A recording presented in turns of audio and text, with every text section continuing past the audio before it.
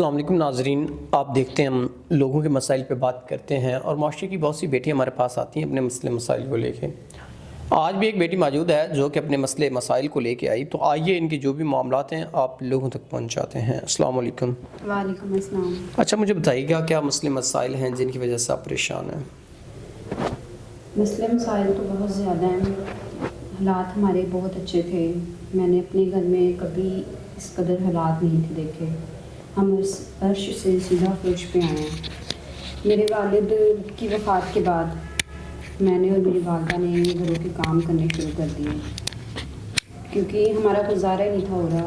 کون ہمیں دیتا، رشتہ دار وہ تھے جو پوچھتے ہی نہیں تھے اور باتیں طرح طرح کی کرتے تھے، اور میں نے اور میری والدہ نے گھروں کے کام کرنا شروع کر دیے۔ تب تو کوئی بھی بات نہیں کرتا تھا جب میری والدہ میرے ساتھ کام پہ جاتی تھی۔ پھر میری والدہ کی طبیعت خراب ہو گئی، جب وہ چارپائی پہ پڑ گئی تو لوگوں نے میری عقیدے پہ طرح طرح کی باتیں کرنی شروع کر دی، گندی نگاہوں سے دیکھنا شروع کر دیا، یہاں تک کہ رشتہ داروں نے بھی نہیں چھوڑا۔ وہ تو چاہتے تھے کہ آج ہی نوچ لیں۔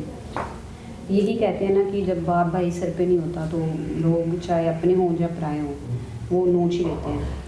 اس کے بعد میں نے اب یہ فیصلہ کیا کہ میں نکاح کر لوں، کسی مرد کا سایہ اپنے اور اپنی ماں کے سر پہ ہو، جس سے لوگوں کو پتہ ہو کہ ان کے سر پہ ایک مرد ہے، اور وہ مرد میں صرف نکاح کی صورت میں چاہتی ہوں جو ہمیں عزت دے اور ہماری عزت سے ہمیں اپنے ساتھ رکھے، ہماری ہر ذمہ داری پوری کرے۔